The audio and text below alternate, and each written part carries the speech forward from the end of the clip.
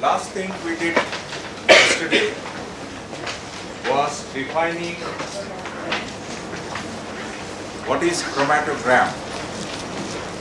And we said chromatogram is a plot of detector response as a function of time in chromatographic separation. Please remember this definition very well. Now have a close look at these three peaks. Now they are the peaks of three solutes A, B and C. I want you to tell me what appeals to you about these three peaks if you look at them very carefully. Any feature, I'm talking about the peaks only, three peaks, A, B and C. Do you think there is anything that strikes you immediately? Yes? Immediate. I'll give you a hint. Look at the shape of the three peaks. And what do you say now? Yes? Shapes are?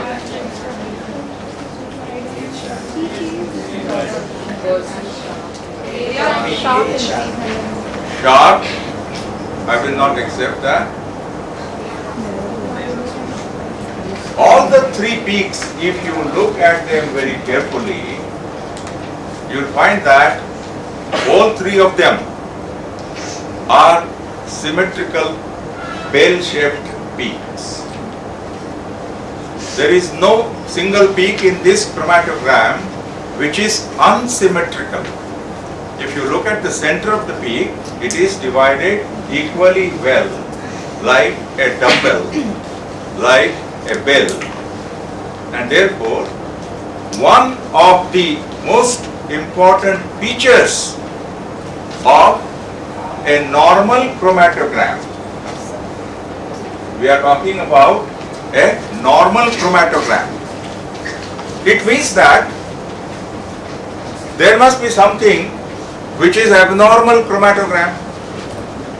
But to begin with, we are not concentrating anything about an abnormal chromatogram. We are going to concentrate only on a normal chromatogram. And one of the features of any normal chromatogram is that all the peaks, it may be 3, it may be 5, it may be 10, it may be 20 peaks in a chromatogram. All the peaks in a normal chromatogram are symmetrical dumbbell-shaped or bell-shaped peaks. Once you see all peaks are symmetrical, you'll be assured that it is a normal chromatogram. One behind. Let us now see. Next.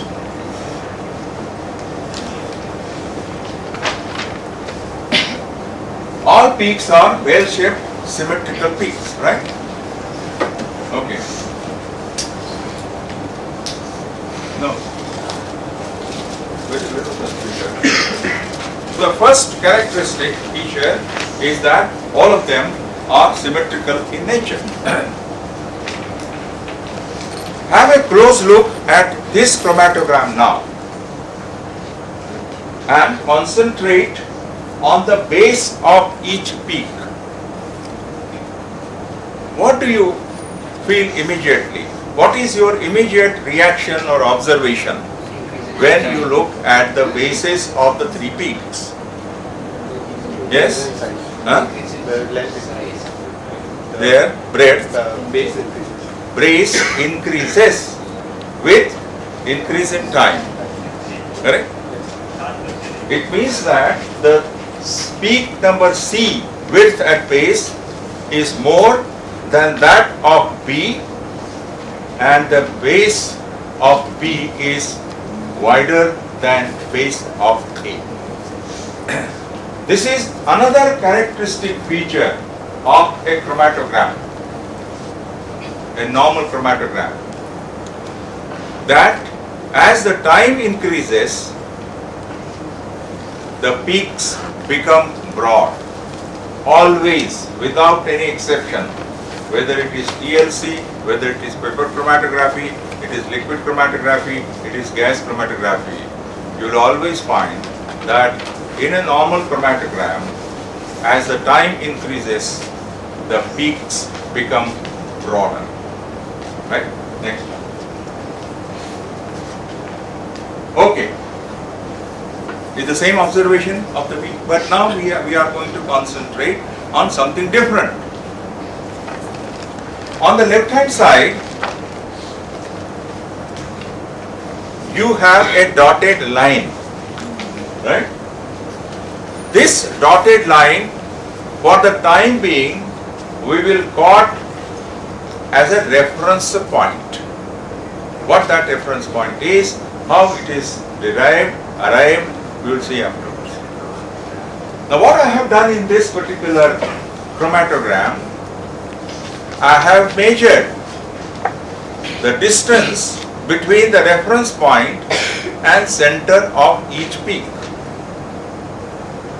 for A, for B and for C.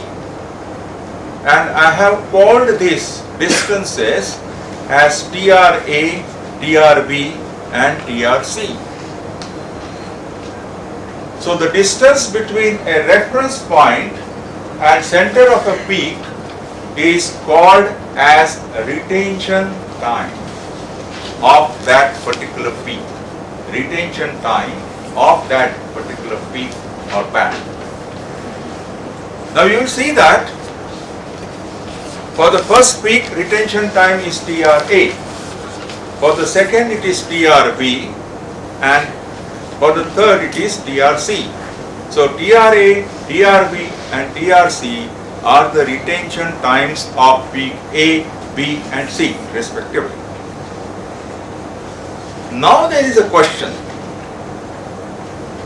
that are these retention times of three peaks characteristics of these three peaks? Well, the answer is, if you keep the experimental conditions constant, just imagine those experimental conditions in Mikhail-Swett's experiment. The width of the column, glass column, the length of that column, the length of the stationary base filled in, the atmospheric pressure, room temperature, chlorophyll solution being put on that top, made in petroleum ether, and column being washed with ethyl alcohol, and that the calcium carbonate slurry having certain particle size. All these are experimental conditions. As long as we keep these experimental conditions constant, whether she puts in today the chlorophyll solution on the top of the column, she will get 5 retention times. She does it next, she will get exactly the same retention times. She will get exactly the same if she repeats that experiment the third time. Now what is the application, immediate application of this? Immediate application is, imagine that I have 10 or 50 or 100 known solutes, right? Under given experimental conditions, I determine retention times of all these 100 solutes. It means that I have 100 standard retention times. The next time, I choose any 10 out of 100 solutes without telling you what they are. Only I tell you you identify them. You find out what they are. Now your job is very easy. Keep the experimental conditions the same, separate them, determine 10 retention times, and compare those with the standard 100 retention times that you have. And you will say it is okay. Number 1, number 7, number 27, 51, 81, 98, 99, etc. So in a sense that in a normal chromatogram, under a given experimental condition, each peak has a characteristic retention time, has an advantage. We can use that in the qualitative determination of solutes, qualitative analysis. I'll give you other examples also to make your concepts very clear. Please remember here, we are relating the retention times of samples with retention times of standards under given experimental conditions. So this type of analysis is known as relative method of qualitative analysis. Now what do you mean by relative method? You are relating certain property of samples with those of the standards under given experimental conditions. Right? Now suppose I have given you 10 solutes, you have separated them, and the retention times of 9 solutes have exactly matched with the 9 from your standards. And somehow you find out that the 10th retention time is not matching with any one of the hundreds. What will be your conclusion? Can you identify that solute? No. So what is going to be your conclusion? That you have identified 9 solutes by comparing their retention times with the retention times of the 100 solutes that you had done earlier. So conclusion, because you cannot just leave that 10 solute like that.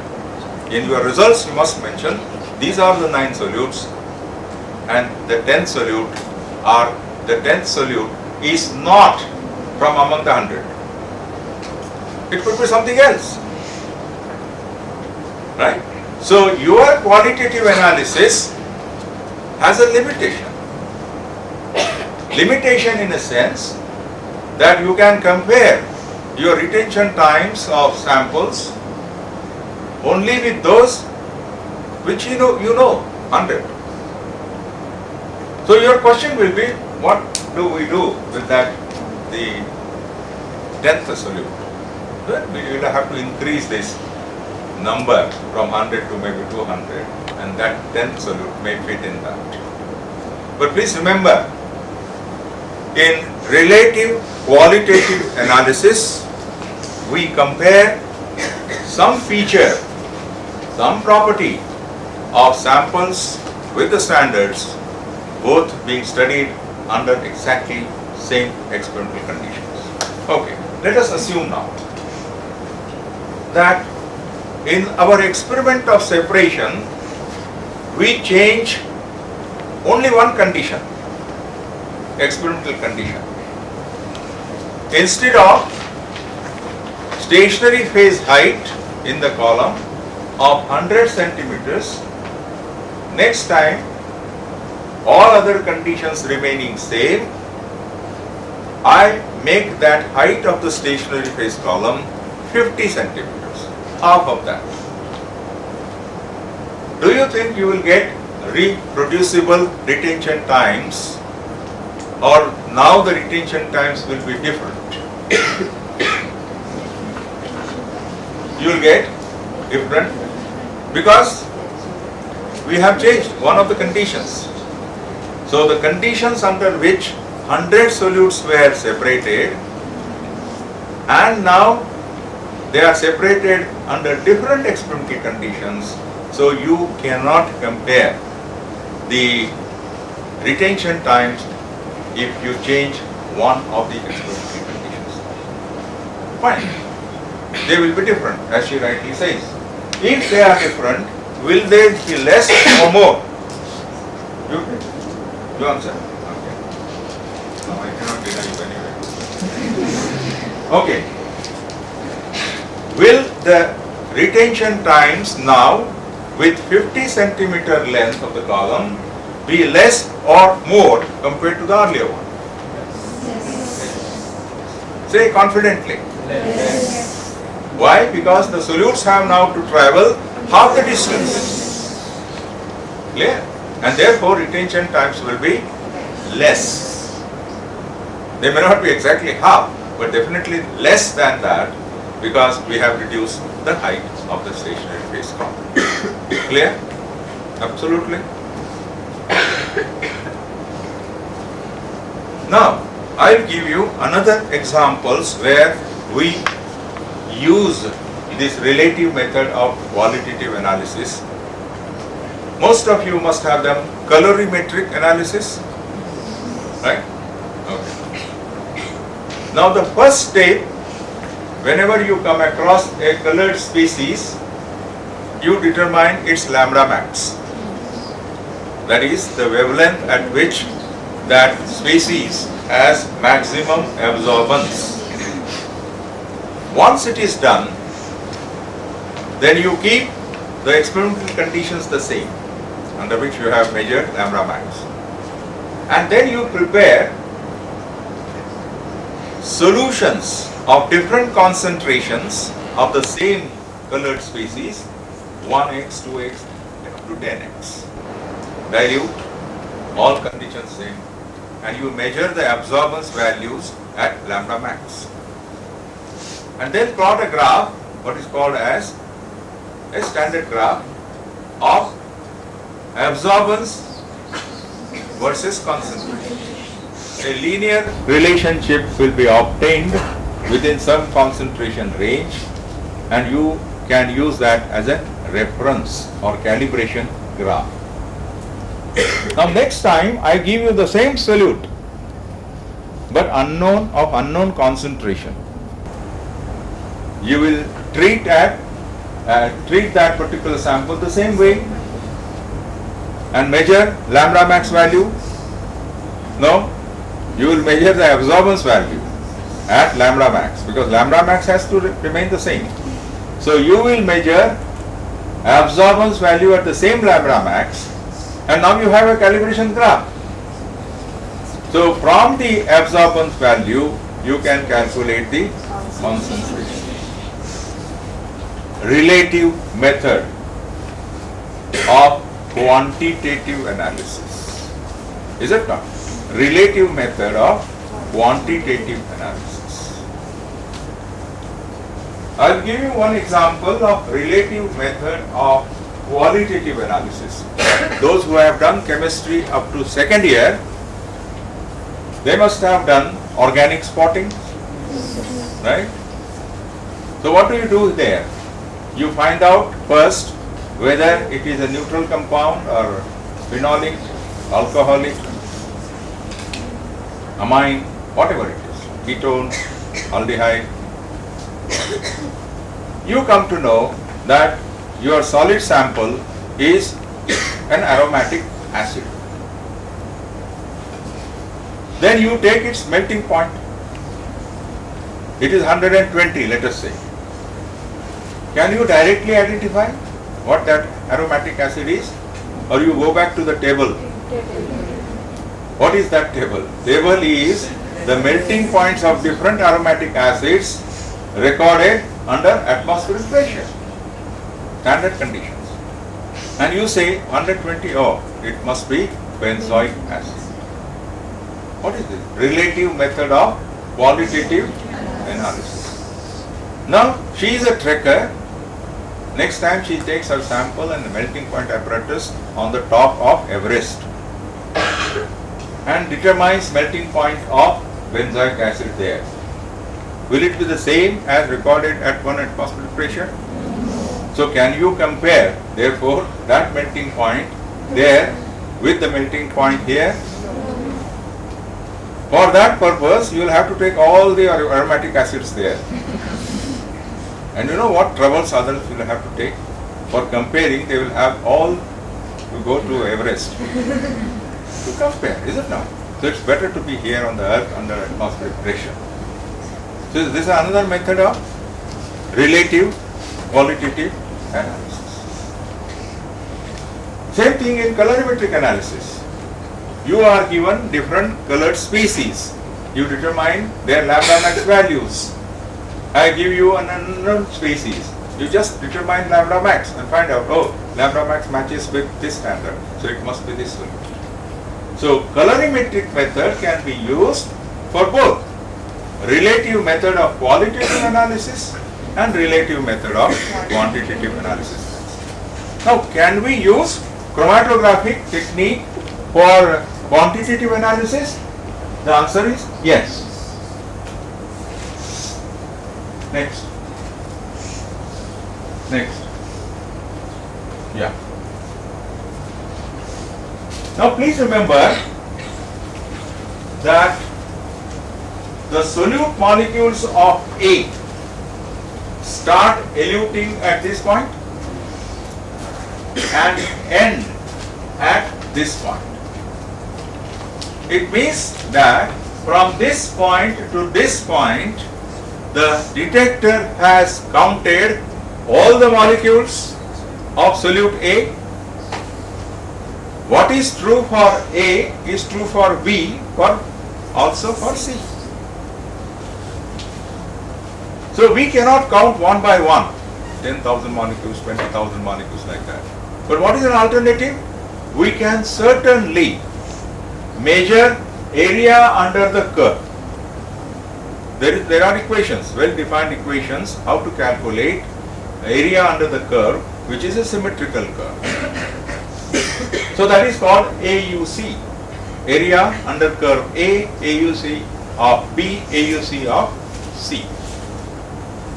Now naturally, AUC will be directly proportional to concentration of that solute. AUCA will be directly proportional to AUC concentration of solute A, that of B and that of C with their respective concentrations. So yes, chromatography can be used through chromatogram for quantitative analysis.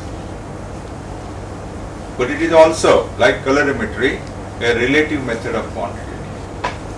So what we have to do, for each peak, let us concentrate on A. What I do, experimental conditions kept constant, I prepare 10 different concentrations of A and put on the column, separately, not together. So, they will be X, AUC, 2X, 3X, 10X. Then I plot a graph of area under the curve versus my known concentrations of solute. So it's a calibration graph of AUC as a function of concentration. The next time if I give you the same solute with unknown concentration, your job is very easy. Keep the experimental conditions constant, put the sample, elute it, find out its AUC, and from the calibration graph you find out what is concentration. Is it relative method of quantitative analysis? It is.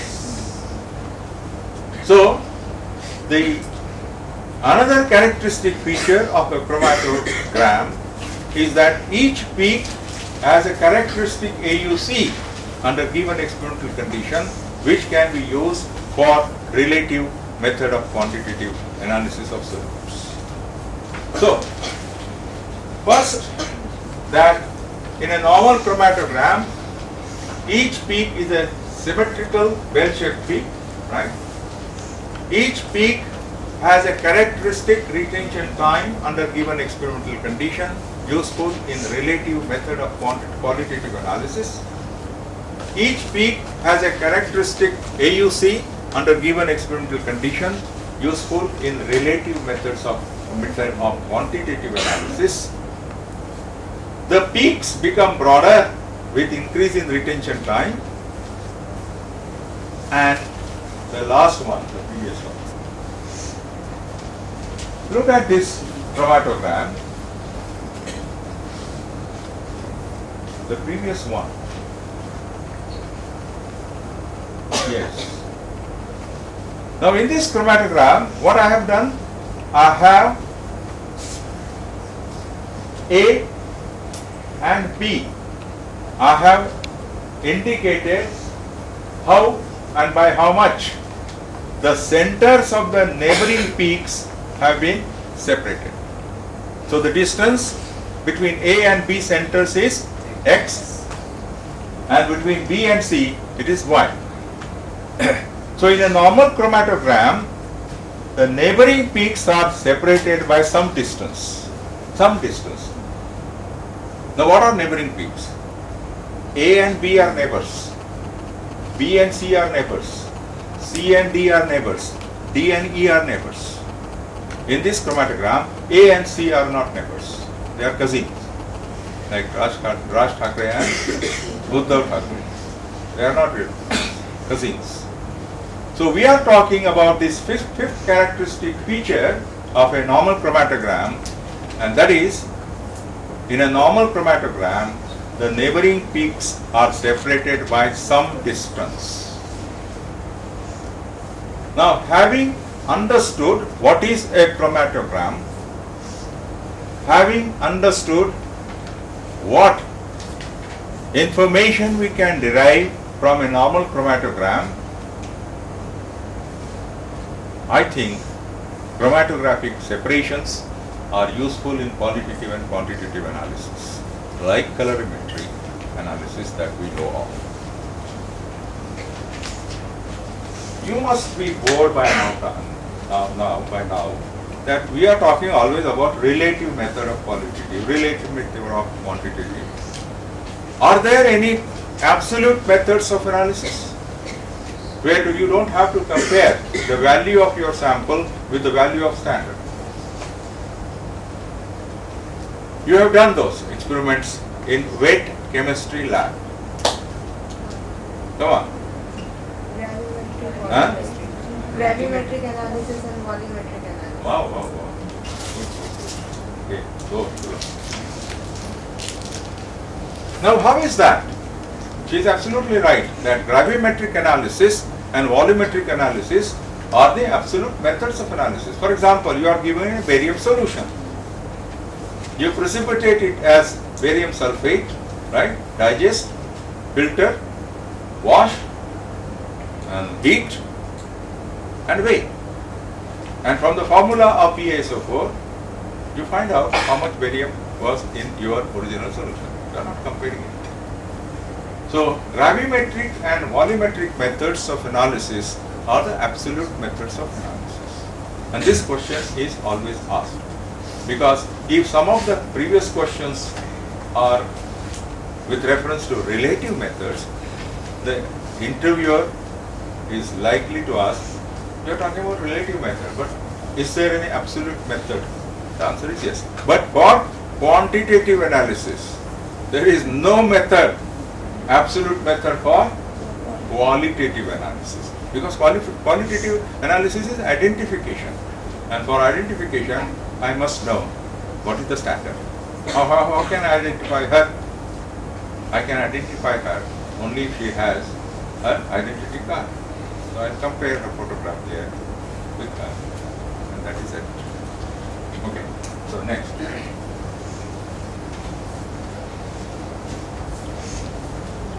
Next, go ahead. So we'll repeat the characteristics. Yes. Next.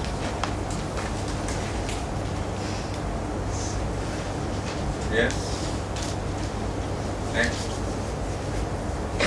Right. Next. Yes.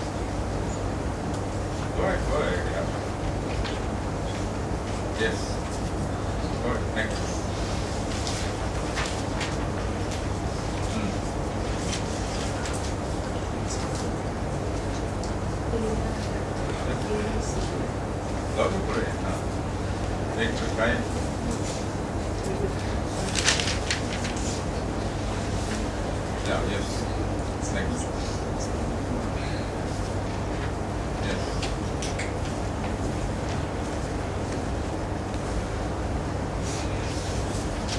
Yeah. See here. In chromatography, I have shown here 3 situations. In let us say paper chromatography or thin layer chromatography, or in our liquid chromatography, or if you see bands on a column, you will never get a sharp band. You will always get a broad band or a broad peak, broad spot. This is universally observed in all chromatographic separations, that the peaks that you get, the spots that you get, the bands that you get in chromatographic separations are never very sharp, they are always broad. Let me see if I can show that here.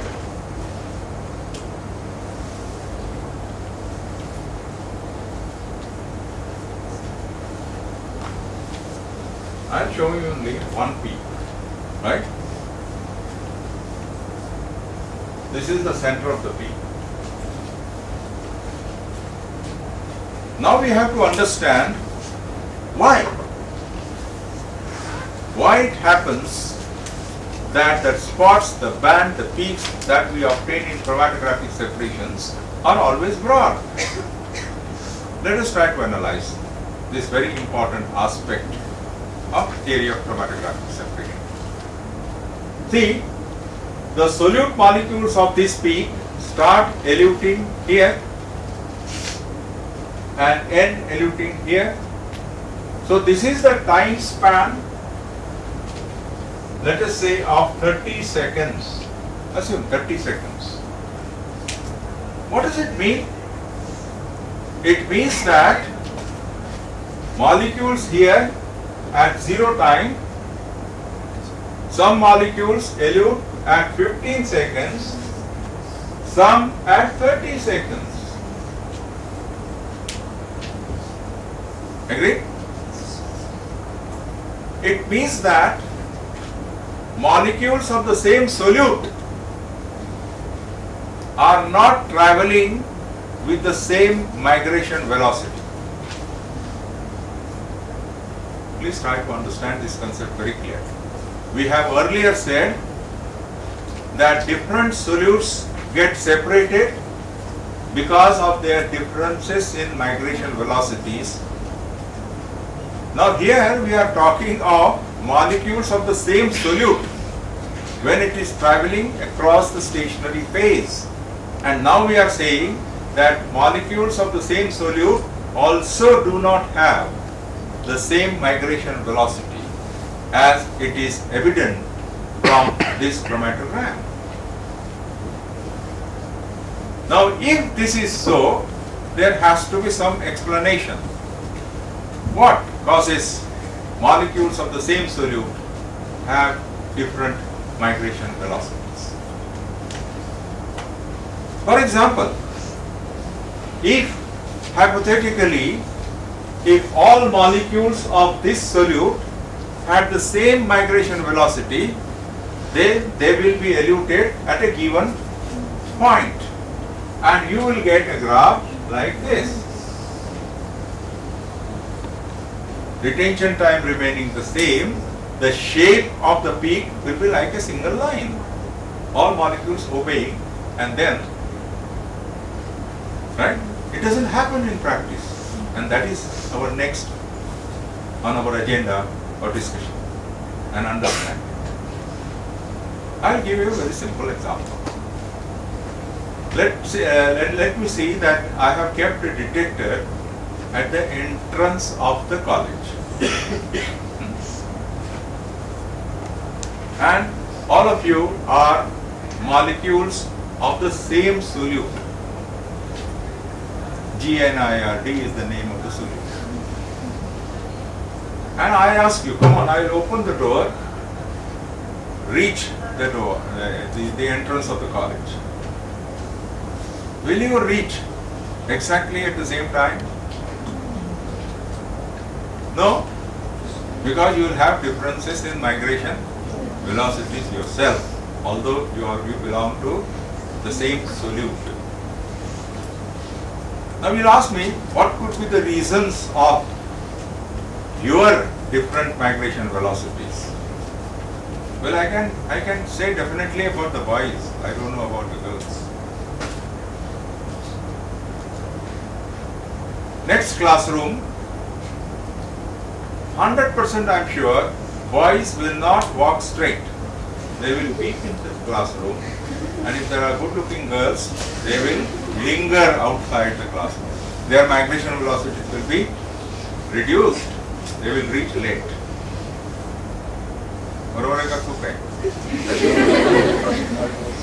Almost sky. Almost forever. It cannot be, in between. If you are a boy.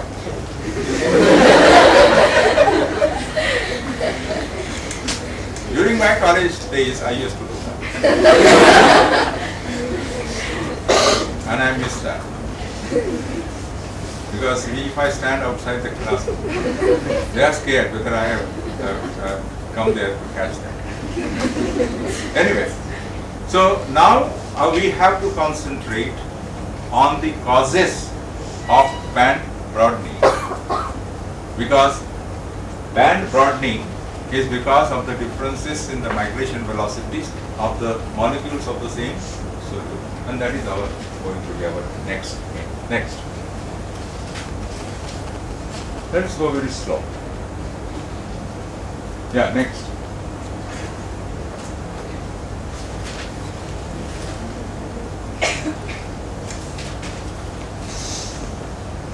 It's also very slow, huh?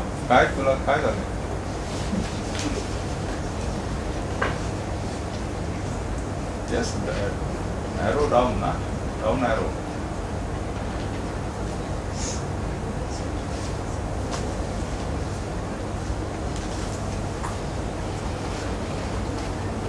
Just imagine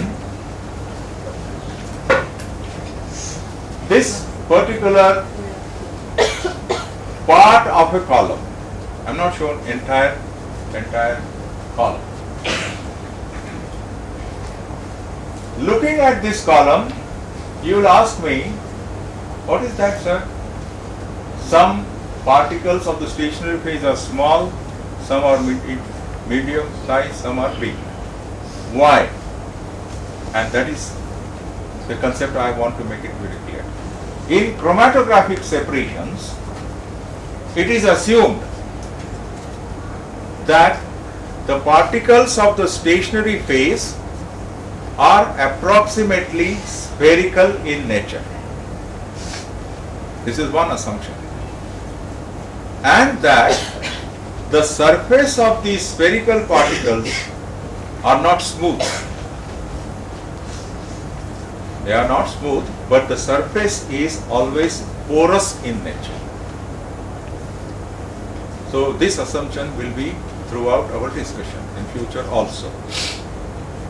Number one, that they are approximately spherical in nature and that their surface is porous in nature. Now answer to the question, why in the same column, when we see that I have filled a column with, let us say, 100 micron diameter stationary phase particles. Now where is 100? Some are look like 50, 75, 100.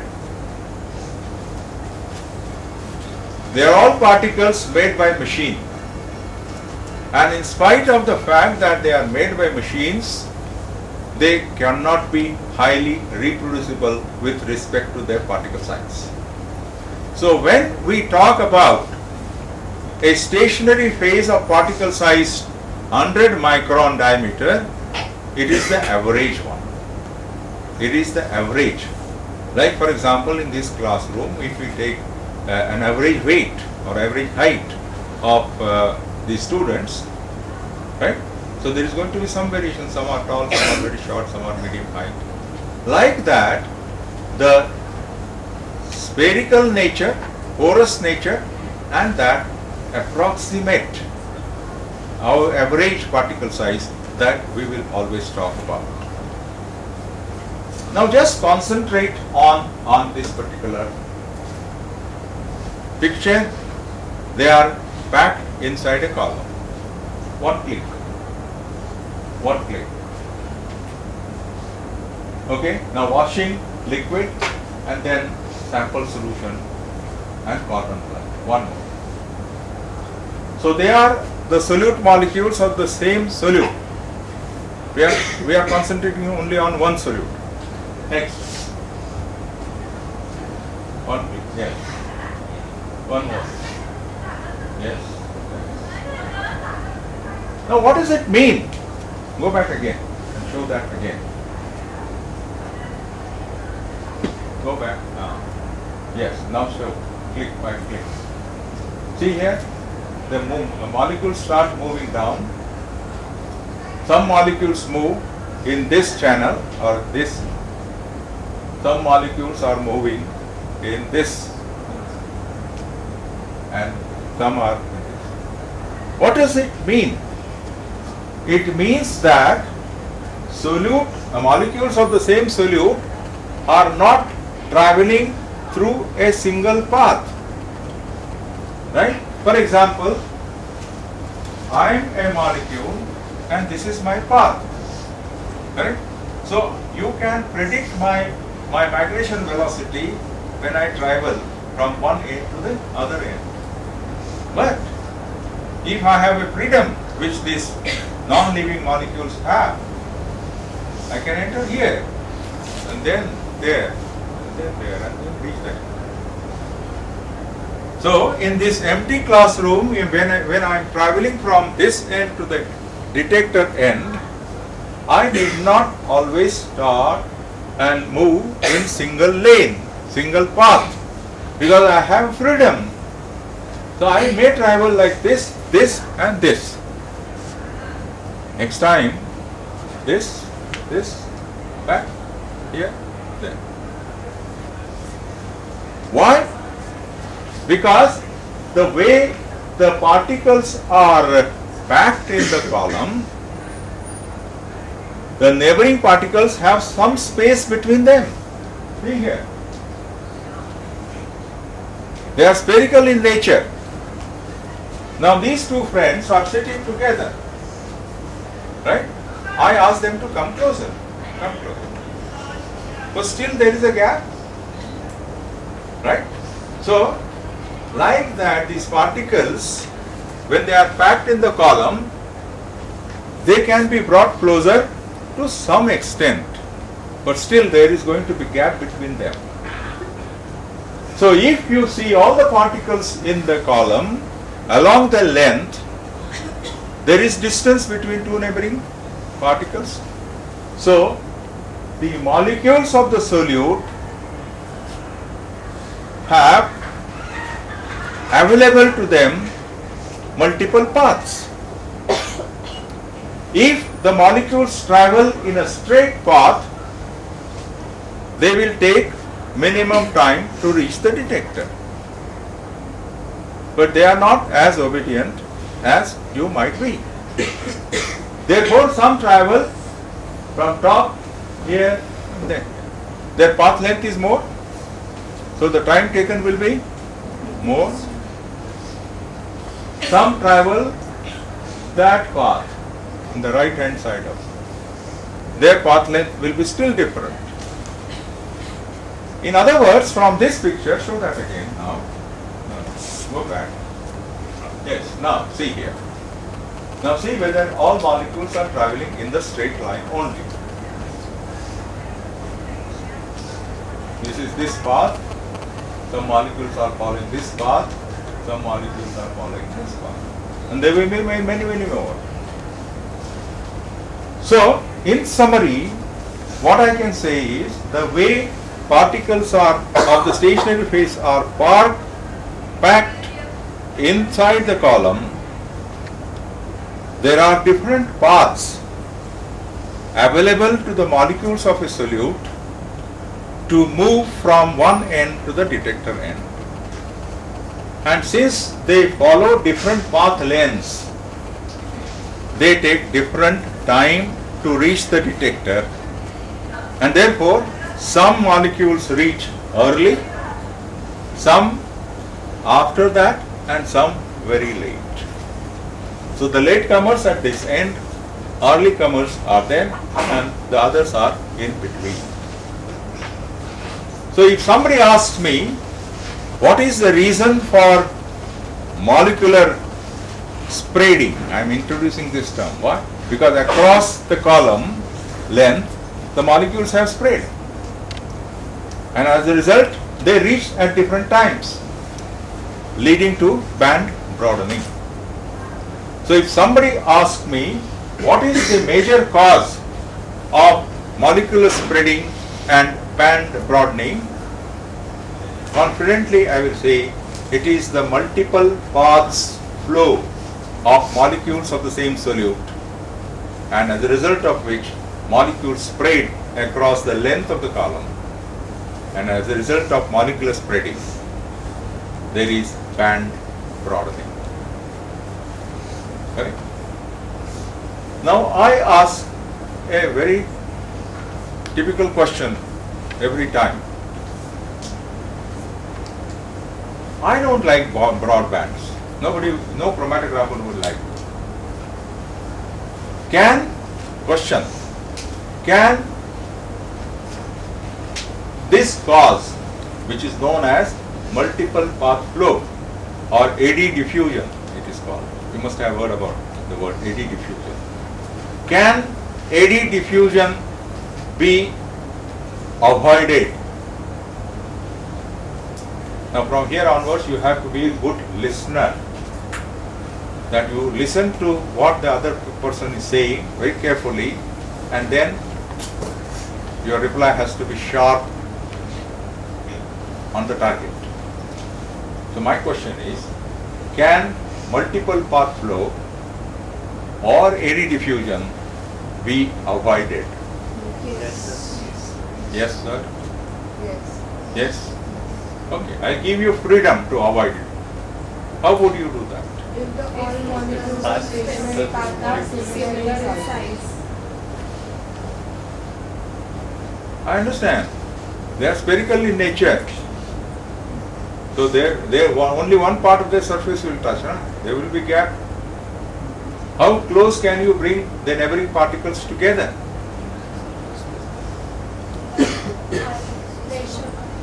Yes or no? Avoiding some, he's saying yes, she's saying yes. Anybody know? Pressure on what?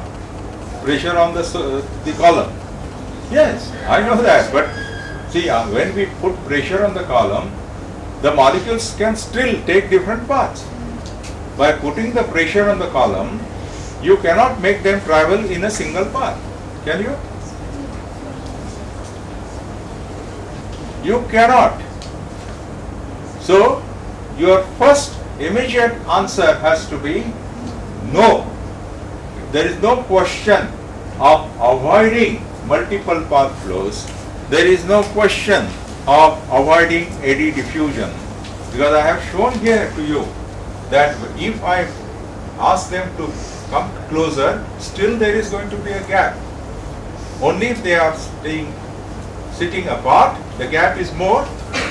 When they come closer, the gap is less. AD diffusion cannot be avoided. Can it be minimized? Yes. Answer is yes. How can we do that? Who said that? Uniform size particles. You said. Correct. So, as far as possible, I will try to get all the particles of the same diameter. So it will be easier for me to pack them compactly. So this situation can be improved in this column if there were 1000 paths, let us assume, by having particles of same size, almost same size, and packing them nicely can reduce the number of paths from 1000 to, let us say, 500. or maybe 100. But still there will be 100. So please remember, this particular cause leading to molecular spreading and band broadening cannot be avoided, but it can be minimized in chromatographic terms. Now we will use other term, and that is optimization. So we can optimize the effect of eddy diffusion by having particles of almost the same size nicely packed inside the column. Is the concept clear, please? Yes? Okay, next one.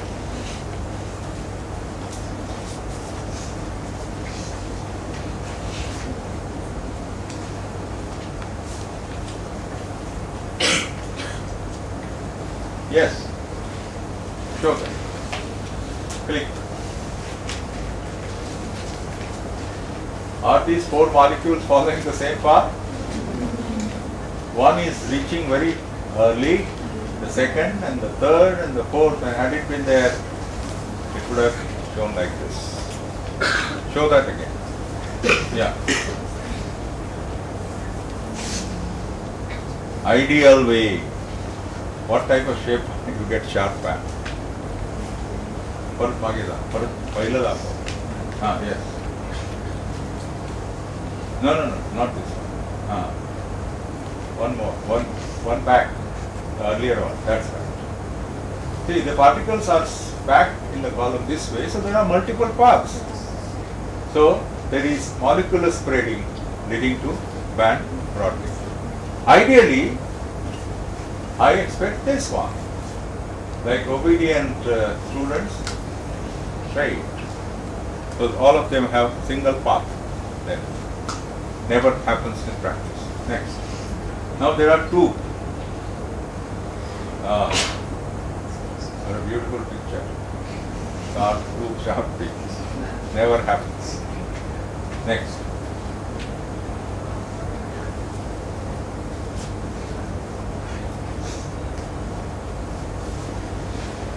Yes. In this picture, we have shown only two particles, neighboring particles. Now you sit here for a few minutes. Right. So these are, imagine these are two particles. Now there is distance between them. We have shown that distance here.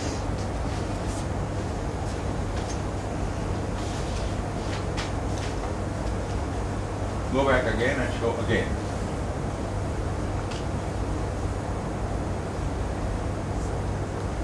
They are all molecules of the same solute. Now, imagine if I travel in this path, assuming that nobody is sitting there, right? These are two particles. Will there be any resistance to me? But now I decide to travel very close to this particle or very close to this particle. I will have to experience the resistance of this surface of this particle or surface of this particle. This is what exactly is happening here. If you look at the central part of the stream, the molecules do not have any resistance. Therefore, they reach the detector early. Whereas, because there is a resistance to the flow because of the surface that they have to brush across, their migration velocity is relatively less. So molecular spreading, band broadening.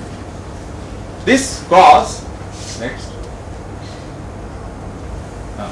this cause is called as, next, let picture be there.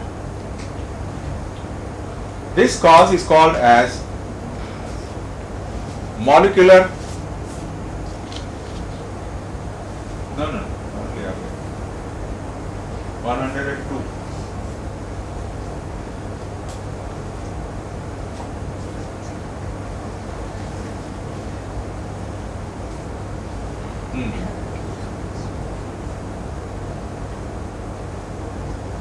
Slowly click. See, this is cause is known as mobile phase mass transfer. And I have given the answer, it cannot be eliminated. The reason I have already explained to you that, comfortably reason is, whatever efforts I make by bringing these two particles closer, there has to be some distance, and therefore some molecules will brush across the surface, and therefore there will be differences in migration velocities, molecules traveling between the two particles. Central stream being least affected, but those moving close to the surface of the particles are affected. So this mobile phase mass transfer cannot be eliminated. It can be minimized. Now see here, it is the irony. If I bring these particles away, then most of my molecules will not suffer the resistance. But in earlier eddy diffusion, I said bring them to closer, have nice packing. So if I want to minimize the effect of mobile phase mass transfer, I have to increase the distance between neighboring particles. But for minimizing the effect of eddy diffusion, I say bring closer so that multiple paths will be reduced. Now it is your job whether to do this or this. What will you think? What will be your logic? Suppose you are given a choice that you minimize the mobile phase mass transfer or optimize the eddy diffusion. What will be the thought that will come in your mind immediately? Huh? Sorry? Distance between the molecules in the station is intermediate. The first thought must come to your mind is, which is more nuisance? Eddy diffusion is a bigger nuisance. So let us tolerate this mobile phase mass transfer. Is it not? The girls know very well. I think normally they are very close to their fathers. That's expected. Girls, daughters. So whenever they want something, they will choose the path of least resistance. They will never go to their fathers. Why? She will always say, what do you want now? You already have one. Daddy says, okay, you can have new. Like that. Bigger nuisance is eddy diffusion. Avoid it and let us tolerate the mobile phase mass transfer. Next.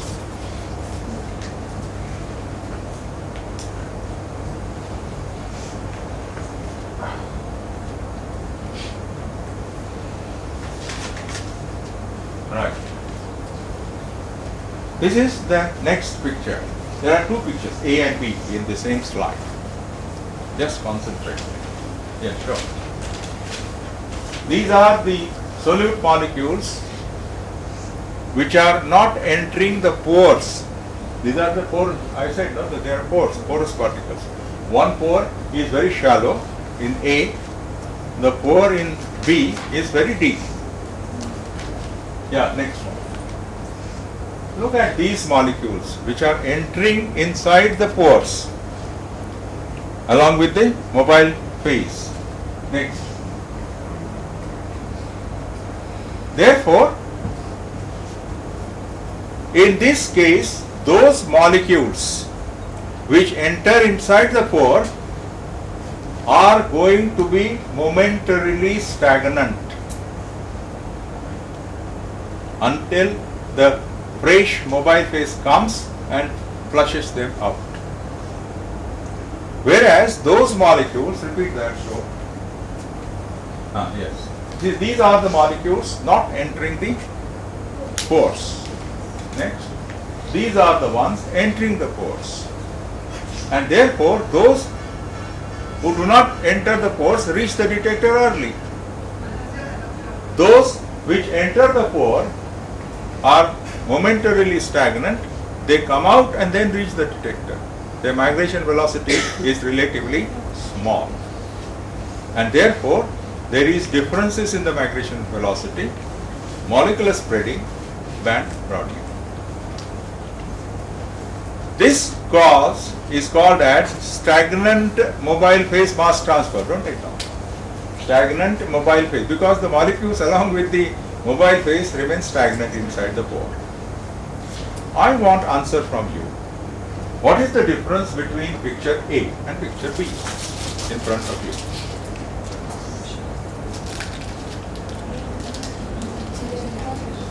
Huh? Pore size is different. According to you, which one will cause more nuisance, more delay? B. I don't have so many chapters. Okay, B, correct. Because B is a deep pore where the molecules will go inside and stay for longer time.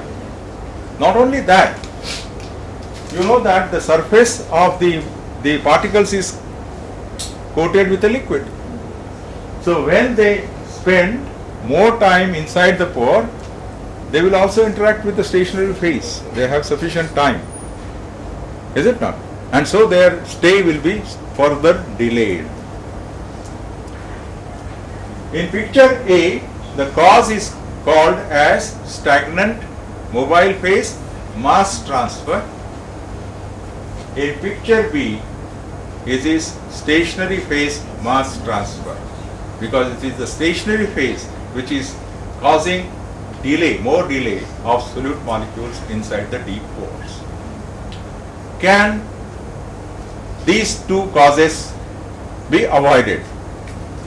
What is your immediate answer? Because our condition is that we have to have porous particles. Therefore, this type of that the particles of the stationary phase are assumed to be approximately spherical in nature with porous surface. It is practical observation in all chromatographic separations that the spots, the bands, the peaks are always broad. And then when we looked at a single peak there, we immediately realized, it takes 30 seconds for all the molecules of the same solute to come out of the column. It means that all of them do not have the same migration velocity. Some are coming earlier, some are reaching the detector late. And then we started searching for different causes. And the first cause we found, availability of multiple paths inside the column, giving rise to eddy diffusion, which cannot be avoided or eliminated, it can be optimized. So also the mobile, what was the next one? Mobile phase mass transfer. It cannot be avoided. And since the nuisance of eddy diffusion is more, we tolerate this effect, mobile phase transfer. In case of stagnant mobile phase mass transfer and stationary phase mass transfer, we say it can be optimized by having shallow pores of equal pore size. So in summary, therefore, let us see the summary. Next one. Go ahead. Next. Next. Next. Go ahead.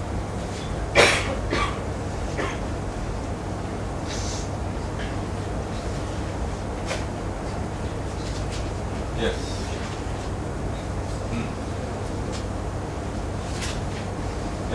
In summary, it can be said that broad spots or broad bands in chromatographic separations are caused by molecules spreading across the stationary phase, which results in band broadening. Next.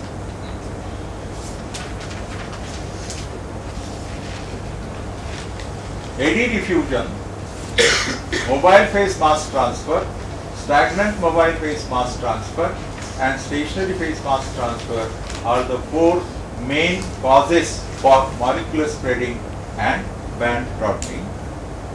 Next. There is one more cause, but that not in liquid chromatography, in gas chromatography. You know that gases have tendency to occupy all the available space. So along with the solute molecules, when gas moves, solute molecules are also in the gaseous condition. So along the length they spread. That is called longitudinal diffusion, which is only a cause in gas chromatography, not in liquid chromatography. The causes for molecular spreading leading to band broadening cannot be eliminated. Yes. They can be optimized by choosing stationary phase particles with uniform size, as she said, having shallow pores and packing compactly in chromatographic column. This is the summary, right?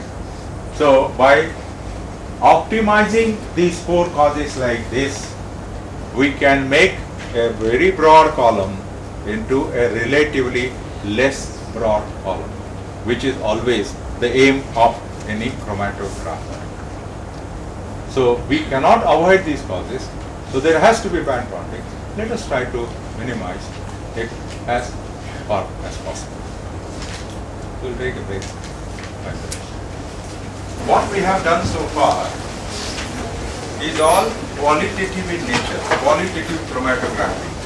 Try to understand the causes for broad and we define chromatogram, characteristics of the chromatogram, normal chromatogram, everything. Now we have already said that chromatography separations can be used for quantitative analysis also. So let us start slowly, right? Ajita? Now?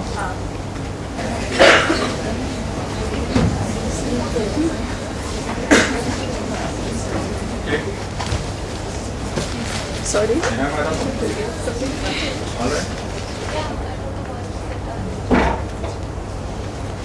Fine. So let us look at the aspect whether we can do something quantitative. Okay. Now the next slide, we have made certain assumptions which I would request you to take down, because on the basis of those assumptions we are going to derive very simple but appropriate equations. So the assumptions that we are going to make are, you can click one by one. Yeah. First assumption, we say TR is the retention time of a solute. This is nothing new, we have already defined. Next. T0, we will say that it is the retention time of the mobile phase. In bracket you can write that dotted line in chromatograph, that is okay. Then Ux is the migration velocity of the solute. U is the migration velocity of the mobile phase.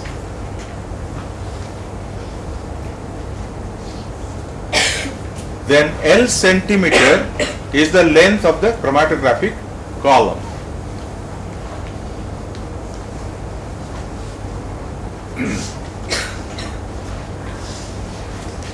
Ns is going to be number of moles of solute in the stationary phase. Nm is the number of moles of solute in the mobile phase. And R is the fraction of moles of solute in the mobile phase.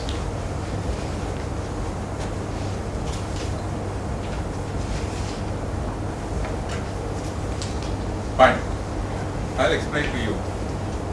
Once you have these assumptions in front of you, we are going to discuss everything in the light of these assumptions.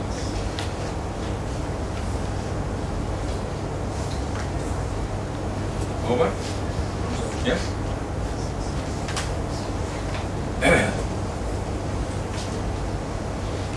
Now look at R.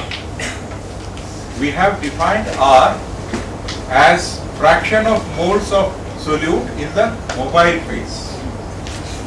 Correct? So total number of moles will be Ns plus Nm. In the stationary phase plus mobile phase is the total. Whereas Nm is only in the mobile phase, and therefore R is the fraction of moles of solute in the mobile phase, Nm upon Ns plus N. Right. Next. Now you just go back. Leave the assumption slide. Now there are some concepts with which we have to be very clear before we discuss anything further. Number one, that when solute molecules move from one end of the column to the other end of the column, they are getting exchanged between the stationary phase and mobile phase continuously. It's not that at one section of the column they are getting exchanged and then they travel without getting exchanged. No. Throughout the length of the column, solute molecules continuously undergo exchange between stationary phase and mobile phase. Secondly, unlike the experiment that we discussed of distribution of iodine between carbon tetrachloride and water, we have said that after shaking this for 15 minutes, a stationary equilibrium is reached. Then further, even if you shake for another half hour, 1 hour, 2 hours, it makes no difference. Unlike that, at each length of the column, the molecules of solute continuously exchange. At this stage, some molecules are in the stationary phase, some in the mobile phase. In the very next length, it will change. So, in chromatographic separation, there are dynamic equilibria throughout the length of the column. That is the concept that you have to digest, understand and digest. That there is no stagnant equilibrium. Throughout the length of the column, when solute molecules move across the stationary phase along with the mobile phase, there are dynamic equilibria because solute molecules are getting exchanged between stationary phase and mobile phase continuously, depending on their affinity or solubility between two phases. Right.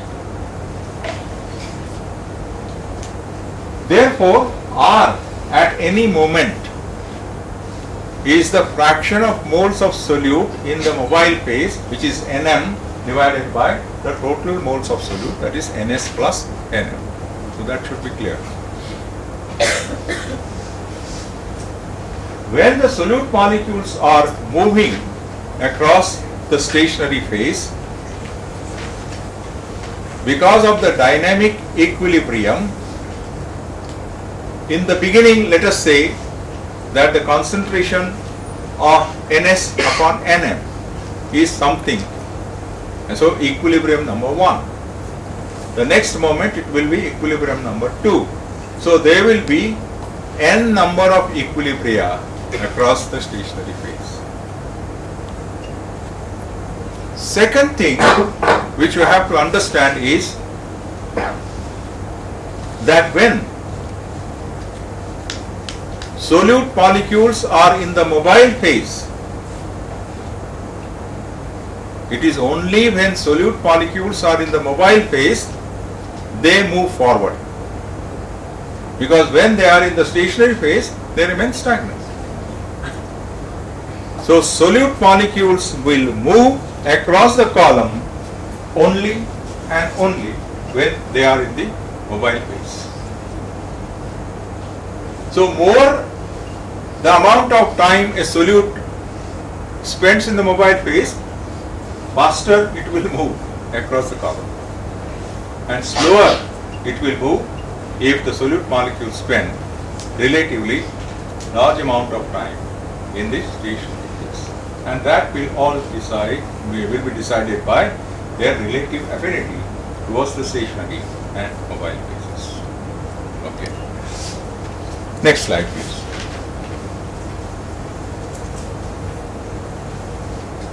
Ux, we have said, is the, don't take down anything. If at all you are interested, you can, otherwise no problem. Ux is the migration velocity of the solute, we have said. Maybe 10 centimeters per second, minute, whatever it is. Ux is the migration velocity of solute molecules. And U is the migration velocity of mobile phase. Now imagine our Mikhail-Schweitz column, right? If the mobile phase is moving, let us say, at 5 milliliters per minute, a solute molecule takes 10 minutes to come out, assume. Now if this mobile phase velocity is increased from 5 milliliters per minute mobile phase to 10 milliliters per minute increase. So naturally solute molecule migration velocity will also increase. In other words, if mobile phase velocity decreases, the solute migration velocity decreases. If mobile phase velocity increases, solute molecule migration velocity increases. That is what we have said in the first part, that Ux is directly proportional to U. Nothing unacceptable. Now Ux is also proportional to R, because the way R we have defined is Nm upon Ns plus Nm, correct? So if the fraction of moles of molecules in the mobile phase is more, solute will move faster. If it is less, solute will move slower. So Ux is also proportional to R. So we will eliminate the proportionality constants and we can straightway write Ux is a product of U and R. That is, after eliminating the proportionality constant. And now therefore in one bracket you write down this last equation. Ux upon U is equal to R, which is equal to Nm upon Ns upon N. Nm upon Ns plus N. I don't want to go through very quickly unless you have fixed these things in your mind. Is it very difficult? No. Repeat. Ux is proportional to U. Ux is also proportional to the fraction of moles of solute in the mobile phase, which is R, and therefore Ux can be equal to U into R, or Ux upon U is equal to R, and we have defined R as equal to Nm upon Ns plus N. Next.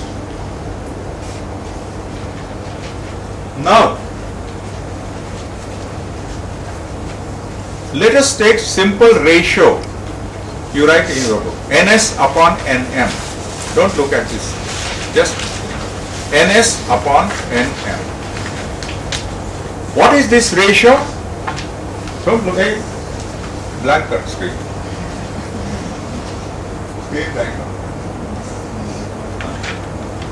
Okay? Just say Ns upon Nm. What is this? Ratio of moles of solute in the stationary phase to that in the mobile phase. Now assume that Ns is greater than Nm. If Ns is greater than Nm, what does it mean to you? Number of moles, solute is spending more time in stationary phase. So it is going to remain stagnant. More number of moles, molecules will be stagnant. Correct? And therefore solute will stay on the stationary phase or on the column, we can say, for a longer period of time. Right? If the situation is converse, reverse, if Nm is greater than Ns, then most of the time solute will be in the mobile phase and its migration velocity will be faster. So it will remain for a shorter period of time on the column or on the stationary phase. I'll repeat that. We are now thinking of a ratio Ns upon Nm, and we are very clear in our mind that if Ns is greater than Nm, the solute will remain on the stationary phase for a longer period of time, or in other words I can say the solute will have longer retention time. Is it not? On the contrary, if Nm is greater than Ns, the solute will have shorter retention time. A very important turn in our discussion, that we are relating now the retention time Tr with the ratio Ns upon Nm, and this ratio Ns upon Nm is called as capacity factor. This ratio is called capacity factor and denoted as K dash. So you can now only write one thing, that Ns upon Nm is equal to K dash. Okay? So I will say that now, that if K dash has higher magnitude, retention time will be higher. If K dash has lower magnitude, retention time of a solute will be short. It is direct relationship now between K dash and Tr. Higher the K dash, higher is retention time. Lower the K dash, lower is retention time.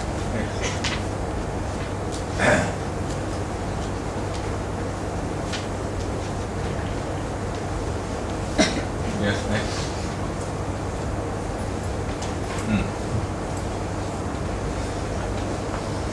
Yeah. Higher the magnitude of K dash, longer the retention time, and smaller the magnitude, shorter the retention time. Next. Okay. Now, before we go ahead, I will just ask you to do a simple arithmetic. Write down the equation. K dash is equal to Ns upon Nm. Correct? Now you add 1 on both the sides. So on the left hand side it will be K dash plus 1. And on the right hand side you say Ns upon Nm plus Nm upon Nm. What is Nm upon Nm? Nm? 1. So slight trick. So K dash plus 1 is therefore equal to what? Nm plus Nm upon Nm. Is it something very related to K dash, what we have defined earlier? I mean R that we have defined. R was Nm upon Ns plus Nm. Now we are getting here K dash plus 1 is equal to Ns plus Nm upon Nm. So it is 1 upon R. So write down in a bracket. K dash plus 1 is equal to 1 upon R. This will be useful to us. Okay, now look at this slide. We have a column of length L centimeter, which we have assumed. Now for a solute to travel from one end of the column to the other end of the column, it takes its retention time, that is TR. Correct? For example, a solute is migrating, the length is, let us say, 100 centimeters, and the solute is traveling at a migration velocity of 10 centimeters per minute. How long will it take to cross the column?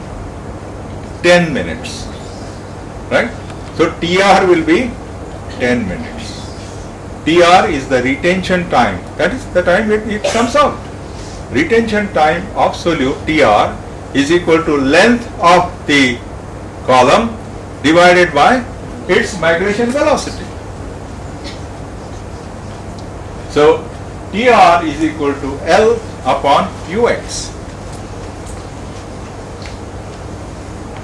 On very parallel line, for a mobile phase which comes out the first, we have defined the retention time of mobile phase as T0.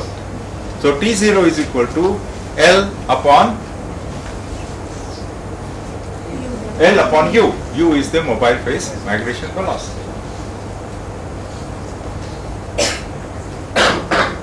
Or L is equal to T0 into U.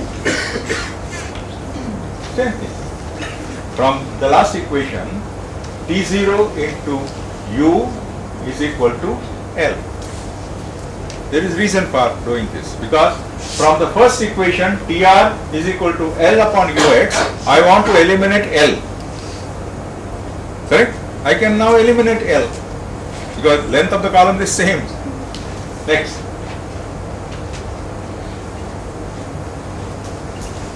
Therefore, TR is equal to L upon UX, which we have defined. Now L we have said is equal to T into U upon UX. Next. But U upon UX is equal to 1 upon R. Because we have defined R as UX upon U, if you see your earlier equation. But 1 upon R is 1 K dash plus 1. Therefore,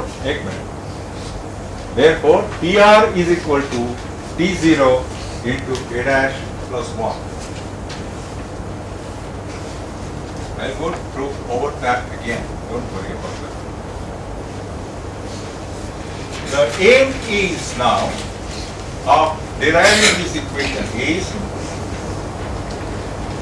to establish the correlation between magnitude of K dash and the retention time. That is why TR is equal to T0 into K dash plus 1, which can be written as equal to K dash as equal to TR minus T0 upon T0. Go back again.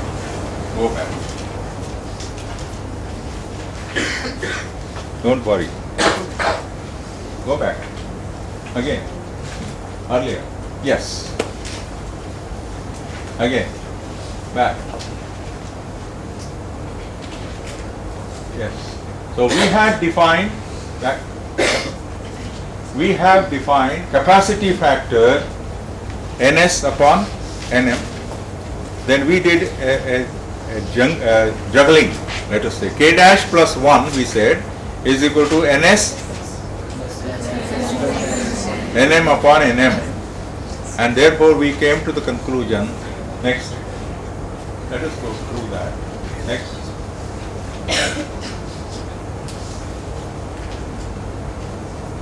Okay, then we have said K dash plus 1 is equal to 1 upon R. Thus far we have come. Then the column, yes. Then we said that if Ux is the mobile phase velocity, then what is the retention time of a solute TR? L upon Ux. What is the retention time of mobile phase T0? L upon U. We wanted to eliminate L from the first equation, so we said L is equal to nothing but T0 into U, which we substituted in the next equation. So, TR we said is equal to T0 into U upon Ux. But U upon Ux is 1 upon R. Next. And 1 upon R is equal nothing but equal to K dash plus 1. Therefore, we said K dash plus TR is equal to T0 into K dash plus 1. The same equation when reorganized, you will get K dash is equal to T0, TR minus T0 upon T0. In fact, this equation, final, you put in brackets. K dash is equal to TR minus T0 upon T0. Look at this graph now. This is a P here.